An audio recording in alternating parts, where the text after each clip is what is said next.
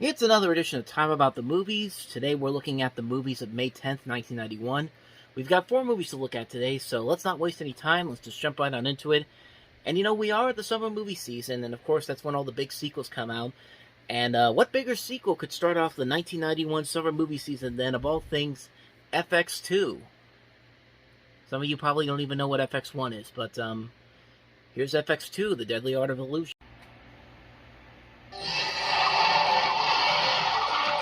Was the movie's #1 special effects man. Now, he's retired. My kid says you can create any illusion you want to. But a special request. You want to bait a trap and make him think that the girl is alone, except it won't be the girl, it'll be me. Has got him rocking with the punches. Rolling into danger. You'll be in and out of the place before you even break a sweat. There's a miracle working on the effects man. With guys There's someone else in the room who don't like him hanging around. Hey, Raleigh, are you gonna hang around here all night? Great bloody timing, Leo. Raleigh and Leo together again. Let's get one thing straight. McCarthy and I were never pals. For what could be the last time. Why don't you just leave this to NYPD? Because somebody else in the department could be involved in this thing. So what do we do now? First, we have another drink. They have a very strange effect on each other. 5 years I waited. I finally got you. And a very special effect. Shouldn't believe everything I see. On everyone else. Gotcha. You're going the wrong way. Bryan Brown, Brian Dennehy, nobody does them better. FX2. Yeah, like I said, I don't even think a lot of you people really know what the first FX is. I can't even say the name right, but the first FX movie was made in 1986. It also starred Bryan Brown and Brian Dennehy, and it was pretty much the same thing as this movie, where you have a designer of film special effects being an action hero. And that's pretty much it. I mean, that's pretty much all I remember from the first movie. And the second one here, it is pretty much just the same thing as the first movie, quite honestly. And it's like, I guess in a way, it's kind of it's not really that the movie is bad or anything. It's just a movie that I saw it once, and I never really had anything interesting to say about it afterward. That's kind of what I felt like with the first movie. Second one, I kind of feel the same thing. I saw it once, just thought it was just okay, and then I really forgot about it after a couple days of seeing it. I mean, it's one of those movies where there are some fun ideas. This idea that this guy who's a special effects designer can become an action hero and go up against these bad guys with these special effects that he uses. That could be really fun, cool to see. That could be really interesting to see. It could even be kind of funny, too, if it's done in the right way. But yeah, like I said, these movies don't really have that effect on people as like other action films do. There's just kind of like, it's there, and then you see it, and it's just like, you forget about it the next couple of days. It's like vapor. It's like vapor going through your ears. It's just like, well, that happened, and it's just like, okay. I mean, that's really all I could say about this movie. I don't hate these movies. They're just movies that don't leave a lasting impact to me, quite honestly, and I think a lot of people would agree, because I don't think anybody really ever talks about these movies for anything special, and that's all I really have to say about it. I mean, I wish I had some more to say on it to be a little more descriptive about what I see here, but they are what they are. They're movies that they're there, they come by, and then a couple days later you automatically forget about them. That's pretty much all I could say about this movie, unfortunately. So, yeah. That's FX2 for you. So, with that said, let's move on to the next movie, and that is Blake Edwards' latest comedy, Switch. Hey, Margot. I'm having a surprise party Sunday night. Oh, yeah? Steve Brooks was never content with just one woman. Or two. Or three. God knows half the women in town could have killed him for being such a womanizer. One did.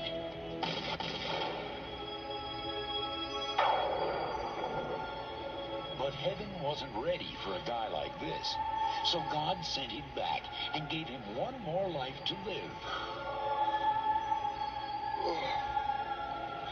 The only catch is, he's got to live it. As a blonde. Some woman screaming ahead of him up in Brooks' apartment. Again? It's okay. It's okay. Who are you? Who am I? Who am I? Unbelievable. Hello? It's me, Walter. Who's this? It's me.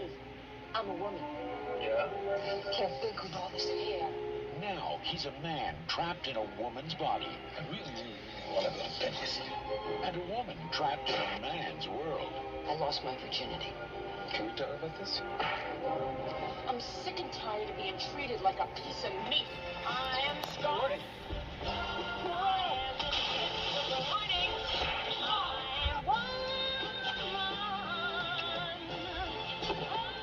It really is you, isn't it, Steve? Yes! Switch. Another one of Blake Edwards' comedies from the last half of his career, where he was kind of falling off the pace, and he was just trying to do anything to keep his name relevant. It's a shame that these movies haven't been as good as they should have been, because of course Blake Edwards is probably one of the great comedy directors of all time. And it's like right as soon as Peter Sellers passed away, he didn't really have that same track record that he did before. There were a couple of movies he made after the last Peter Sellers Pink Panther movie that actually turned out pretty good, but nothing that really came to that spark that the Pink Panther movies had at that point when Sellers was still alive. We talked about Skin Deep a couple of years past this one, and I don't even know what I was trying to say with that, but Skin Deep was a movie we talked about with him, is that he directed a couple of years before this one came out. And this one, there's definitely some good ideas to it. I like this idea that this womanizer turns into a woman after he gets killed, and you can definitely tell where Family Guy got the inspiration for the Quagmire storyline in the Valentine's Day episode they did, because this is pretty much that in a way. But the jokes just aren't really there. I mean, there's a good idea to it, but the jokes just aren't really there. And as much as I like Ellen Barkin as an actress, I don't think she's a very good comedic actress. I haven't seen her in anything where she really is hilarious in it. Maybe Ocean's 13, but even then, it was just kind of like, I mean, she was good in the movie, but she didn't really do a whole lot to be super funny or anything. And Jimmy Smith is also in this. Then of L.A. Law fame, of course. You got Joe Beth Williams, Lorraine Baracco, and just there's some good ideas here. I just don't think the comedy is as good as I think they wanted it to be, and it's a shame too, because you could tell Blake Edwards was still trying to capture that magic he had before, and it just wasn't there. It's a movie that's just kind of like, okay, it's just like, I get the idea, and it just really, you could pretty much predict everything that's going to happen at that point, unfortunately. And it's a shame too, because like I said, there's a good idea to it, just the wrong execution, unfortunately. Switch it overall doesn't work, unfortunately, and again, that's a shame. So let's go ahead and move on to the next movie, which is probably the best release of the entire weekend. It's the documentary Madonna, Truth or Dare. Exposed to you? Dad? Yeah. Hi, it's me. I have no idea if you guys are coming to the show, what night, blah, blah, blah. Well, whatever you guys can get us tickets for. Dad, I can get you tickets any night you want to come. Time magazine says Truth or Dare is epically entertaining, a spectacular dare, and Rolling Stone calls it outrageously funny and revealing. Oh, Truth or Dare? How bad do you want? Rated R.